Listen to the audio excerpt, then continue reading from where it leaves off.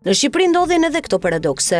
Ilir Beqaj, një nga emrat më të përfolur për abuzime masive, koncesione të dyshimta dhe shkelje pafund në sektorin e shëndetësisë, ka dalë publikisht për të dhënë leksione mbi të drejtat e njerëzit dhe procesin e rregullt ligjor. Shkak është bërë ankesa e se në paraburgim nuk i lejohet akses elektronik në dosjet gjyqësore. Përmes avokatit të tij, Beqaj ankohet se prej vitesh gjykata e posaçme zhvillon procese me mirafaqe, ndërsa të paraburgosurit nuk kanë mundësi të lexojnë dosjet në format elektronik. Sipas tij, kjo përbën shkelje të rëndë të drejtës për mbrojtje, një shqetësim thellësisht human që vjen pikërisht nga një personazh që për vite me radhë nuk u shqetësua as pak për ligjin, transparencën apo dinjitetin e qytetarëve. Në letrën e gjatë, ish-ministri shpjegon me detaje rregullore nën e ligjit dhe interpretime juridike, duke u shfaqur papritur si mbrojtës i standardeve evropiane të drejtësisë. Ironia qëndron te fakti se për vite të tëra, ndërsa mijëra qytetarë përballeshin me shërbime shëndetësore të degraduara dhe skema abuzimi, Beqaj nuk gjeti kohë të denonconte asnjë shkelje.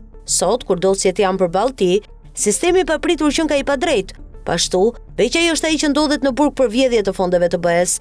Beqaj shkon më tej duke aluduar se institucionet po e lodhin qëllimisht të pandehurin për ta detyruar të pranojë gjykim të shkurtuar. Një tezë interesante, sidomos kur vjen nga një ish zyrtar që e përdori pushtetin për vite si pronë private. Në fund, ish-ministri kërkon reagim nga dhoma kombëtare e avokatisë dhe flet për mungesë mbrojtjeje, sikur të mos kishte qenë vetë simboli një sistemi që mbrojti korrupsionin dhe jo qytetarin.